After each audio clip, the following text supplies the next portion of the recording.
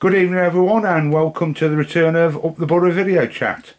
For those of you who may not have seen this feature before, as it's been about 3 years since we last did it, we invite a member of either the Boro squad, officials or backroom staff along to answer questions that have been submitted by you, the Boro fans.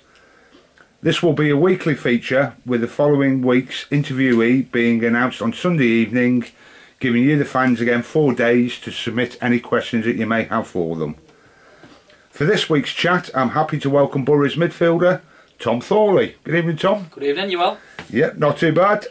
We'll crack straight on with this, because I know you're keen to get out there because you've got a gruelling training session ahead on this most likely, rather chilly night. Yep. So we'll start off with the first question, which has been submitted by Mark Alcock, and he would like to know what made you rejoin Stafford Rangers from the dark side. I mean, Hensworth. I thought that was coming, particularly the first question. I was anticipating that one. So I think I've answered this before, to be honest. You know, back in the summer, there are a number of reasons which I can't really, dive into. Where in the end, I was left with little choice but to leave Hensford. I had a good time there. Which fans probably don't want to hear, but I did. But I was there for, I think, a good 5 years in the end, and it was time to move on. And then, in the long run, I think, looking back over my career, obviously it's 10 years since I first signed for Stafford, and I always knew, I'll be back here one day. It's just a case of when, really. There were opportunities previously to potentially, rejoin the club that didn't quite materialise. But the summer just passed. I couldn't miss that opportunity, to be honest. And so, as I said, it's not something I can really go into, apart from the fact that it's time for a change, a fresh start, and I was delighted to make the move in the end. Yeah, that takes us nicely into the second question here from Alan G. As you mentioned, you was with Boro before, so what comparisons do you draw between the club now and when you were here the previous time? I think first and foremost is the feels as though there's much more involvement from the fans. I think social media has a good role in that, but the likes of yourselves, it seems to be that you're more present, more involved with the club now, and I think that develops a better feel around the place. I think it's a more tight knit club from my experience, anyway, from the past, and so yeah, I'd say that I think general involvement from everybody involved at the club, really. Yeah, this one's a question from me. Obviously we're just over halfway through the season now, but prior to the season starting, do you set yourself any goals for the start of that season? Personally, you just want to do the best that you can to contribute to the team. As a centre midfielder, I've never really set myself personal targets in terms of goals, assists, etc. I've always just wanted to help the team. But looking at the bigger picture of the squad, as we set out to be, towards the top end of the table, has been very disappointing in that sense. Thinking about where we are now, and we all know there's different reasons for that occurring. And so yeah, you do set yourself targets this season, and let's be honest, we're well below those at the moment. But all being well, we'll have a good finish to the season, and we can be closer to meeting those targets towards the end. Yeah, I think we're all hoping for that one. That's right, and hopefully a cup win will be nice as well. Yeah, always nice and have a bit of silver about. Yeah. From Jamie Howard, who's the best manager that you've played under, and who have you learnt the most from? Without putting obviously today's management on the spot. Of course, yeah. All managers bring different qualities, to be honest, and I played under a few. I think that's a tricky question. I'll probably go back to my youth team days at Stoke. I had a manager called Noel Blake at the time. I don't know if you remember him. He was a big centre half. He used to play for Birmingham, I think Aston Villa, and he was a very knowledgeable man. And just the way he coached suited me down to the ground, really. And in a short space of time, the belief that he had in me, I learnt a lot from him as well. And I think he stood me in good stead for my playing career, definitely. So I'd probably say Noel Blake. Yeah, and from John Bennett, obviously you were around before when we had the Steve Ball. Yeah. I won't call it an era. Yeah. Short stopgap at the Boro. How did you find it playing under him? Obviously, with him being an ex-professional football player, not really having the management I think skills. I probably look at it now differently to what I did at the time. Coming from a full-time setup at Stoke, we'd just been promoted to the Premier League, so I was coming on loan from what was a very professional setup to non-league, if you like, which was a bit of an eye-opener, as a lot of young lads find out. And so at the time, I really enjoyed it, to be honest. We had a good set of lads. If you think back to the likes of Nick Amos, Shooter, Bobby Wilson, Stuart Pierpoint, it was a great dressing room for a young player to come into. And we put to some really good results that season, despite I think being underdogs at the time. In terms of Steve as a manager, obviously you have to respect the man in terms of what he's done in the game. I think it was a short spell that I played under him initially, and so I guess it's difficult to really sum up, but he introduced me to Staff Rangers. He had the belief in me to bring me in, and I guess I have to thank him for that. But in terms of what it was like to play under him, it's difficult to remember. To be honest, I played under quite a few managers since that time. Yeah, I understand that. So there was a positive of his time by bringing you in. Yeah. From Josh Reynolds, is there a game that stands out for you with your time at Boro, either now or as previously? And what was the most memorable match and why? Thinking about both spells. My first game, I think it was the first game of the season, we played Farsley Celtic at home and I played right wing back at the time. And I remember obviously making my debut. Farsley were attacking and the ball got whipped in back post. I lost my man, he hit the post. Luckily for me, from about 2 yards out, literally I've sprinted off because I think Shooter's given me a barracking from behind. I've literally just ran through the pitch and scored on my debut, and we won 1-0.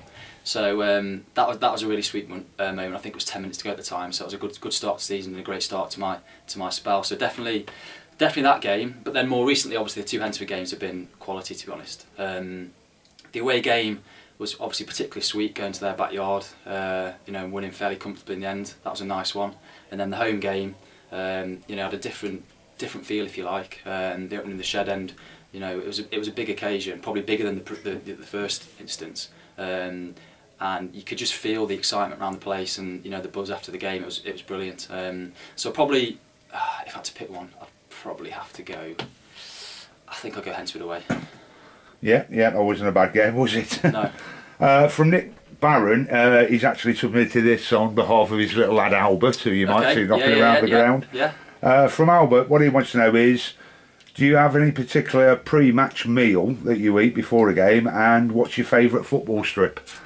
Pre-match meal, I tend to be pretty consistent, really. I try to have something quite light, like I might have porridge with banana, toast possibly, but probably something I shouldn't be telling Albert as a young lad looking to make his way in the game. I'll always have a chocolate bar or something before the game as well, have a bit of a sugar rush. And then in terms of favourite kit, gosh, I loved a Stoke City top. It was back in the day now. It was a blue top. It had Stoke written across the top, and you look back now and think that was disgusting, to be honest. But at the time, it was quality. Yeah, one of your first ones, yeah. Yeah, as a young lad, yeah. So that's when I was starting to fall in love with the game, and I think I'd go with that away top at the time, blue Stoke top. Yeah, and again from Mark Alcock. Going to the pre-match, do you have any pre-match superstitions or any rituals that you go through before do you put your left boot on before your right, or? Not really. I think you do stuff by habit, like you might put your left boot on first, you do certain stretches, I think, but nothing that's deliberate, to be honest. No, I'm not too that way inclined. Yeah. Again, this is from Ben Alcock. Touching on what you said earlier on, what he would like to know is, what changes have you seen under the new management, obviously since Steve's gone, and are you confident that we can turn the corner? Without a doubt, yeah. First of all, we are confident we can turn the corner. I think there's been enough to suggest to the fans that in enough matches this season, we shouldn't be where we are. We're languishing towards the bottom end of the table, and in our dressing room, there's definitely enough about us to get out of this situation. In terms of the management staff at the moment. Something they both do really well is they make sure there's a positive vibe around the place. They're very good at making sure that everyone's happy, there's a buzz still, despite result suffering. So everyone comes in and we really enjoy training. We enjoy being together, which I think is really important. Again, particularly when results aren't going your way, and pressure's starting to build. And we know we've got to pick up quickly to avoid being in a sticky situation towards the end of the season. And so I'm confident with under their management that we'll be fine. In terms of how things have changed, Alex and Andy both on the training ground, we've worked quite a lot on team shape, particularly defensively. So everyone knows their responsibilities, very, very clearly. I liked playing under Steve. I really enjoyed, you know, his leadership, and he's someone who just, you know, he wanted you to express yourselves. And Andy and Alex both share that same belief, but I think they've instilled a different level of discipline to the team at the moment. Yeah, no worries with that. And for me and Taylor, again, it's probably thinking ahead towards this Saturday's game away at Grantham. Does it make a difference to you when you're playing, when the fans are so far away from the pitch, as with Grantham, where they've got the running track around it? And yeah, it's not ideal, to be honest. I remember going to Gateshead a few times, and you know, it does make a bit of a difference. Gateshead, Newport in the old days, and yeah, Grantham that's right, were all hated pitches for me. Yeah, it's not ideal. It's not conducive to a good atmosphere, is it? But at the same time, it doesn't support them, does it? And they're the home team at the end of the day. So you have to get on with it. We'll be aware that there'll be certain tactics in play, no doubt, in terms of, like, you know, getting the ball back in play with their running track. So we'll be ready for it, and you know, we know it's a big game for us. We've got 2 big away games now, and you know, moving into February, we need to make sure we've got some more points on the board. Yep. And from Sean Reynolds, this is probably one that you'll enjoy here, Tom. Yeah. What's harder, playing for Rangers or teaching primary school kids at school? Oh gosh, it depends on the day at school, to be honest. And the lesson. Yeah, quite. Yeah, I'd probably have to go teaching, to be honest. Yeah. Yeah, I thought you might go for that one. And again, sticking with that same sort of thing from Ben Alcock, what's the worst thing about being a teacher? The worst thing? Yeah. Obviously, one of the positive things is the half a year you get off a year in holiday. It's always nice. I think it's quarter of the year, but it's always nice, yeah. The worst thing, it's got to be the administration, to be honest. There's a lot of paperwork these days. So everyone goes into teaching because, you know, the passion they've got for working with children, you know, being inspirational and promoting that love of learning in the classroom. So the extra bits and pieces you have to do around that take a lot of time and attention, I'll probably have to go with that, to be honest. Yeah, and from Robbie Gorman, do you have a Boro teammate who's what you call your most trusted friend or confidant, someone you might go to if you need to have a quiet word? Or to have a quiet word? If I'm being honest, again, it's a bit hard putting you on the spot there to try and single somebody out. There's not really many cliques in the change room in terms of, you know, pockets of best friends, if you like. I feel as though I could trust all the lads, to be honest. Luke Jones is an experienced chap. I feel like I could speak to him confidently. I travel in with Lewis Banks and James Asker quite a bit, so we'll have a chat in the car sometimes about things. But yeah, generally speaking, all the lads are really open and honest and friendly, so I could approach any of them, I think. Yeah, and from Nathan Radford, again keeping with the team and the squad there, who in your opinion is the loudest in the team and who's the quietest? The loudest in the team? On the pitch, the loudest in the team. Pitch or dressing room? On the pitch, I'd probably go Jonah. I think he carries himself well, and he's demanding on the pitch, carrying out instructions. Off the pitch, the loudest. There's normally always one that you can hear before you see them. Who do you think it would be?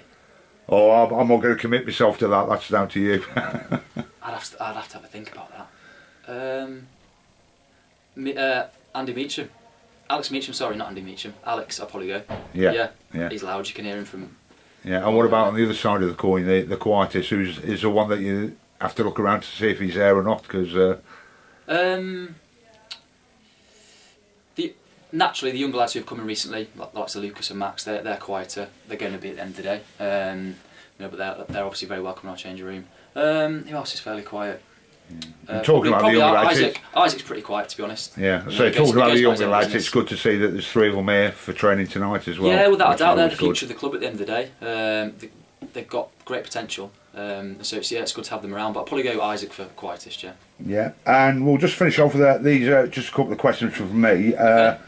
When not teaching or playing football, what do you like to do to relax? Obviously, now you're a family man. Yeah, it's quite. Yeah, I don't know if it's relaxing, but we've got a young puppy, so that takes a lot of my time. I enjoy going for a walk with her at the minute. But I'll probably go listen to music. I listen as much as I can to my music. Try to get as many gigs as possible.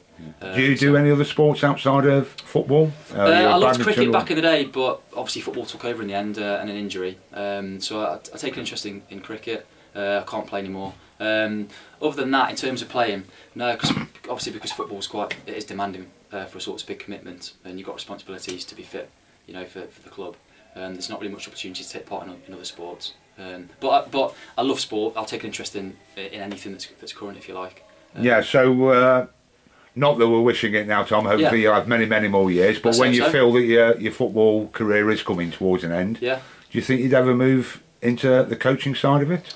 It's something you consider as you get a bit older, and it's something I've thought about, to be honest. And a few of my mates are willing, that they would like to get into management, and they kind of, you know, said, "Oh, how would you feel in the future?" And being honest, the work that I do as a teacher, that is demanding in itself, and I think, you know, hopefully if I have a young family in the future, I think my time will be, you know, spent elsewhere in terms of management when I'm older. But potentially coaching children, I think that's the way to go down, as opposed to being within the adults game. Still want to stop That's playing. not a bad way to go. Yeah. And finally, because I know you're keen to get out there onto that chilly night to get that training under your belt, from Liam Barnett, how do you feel about pineapple on a pizza? Pineapple, that's the worst topping possible, along with mushrooms possibly. Yeah, I wouldn't go with that, to be honest. Pineapple would be the worst thing to put on. Yeah, well, thanks a lot for that then, Tom. I say hopefully a good night's training for you and a good win on Saturday against Grantham. Yeah, let's hope so. Take care then. Cheers, thank you.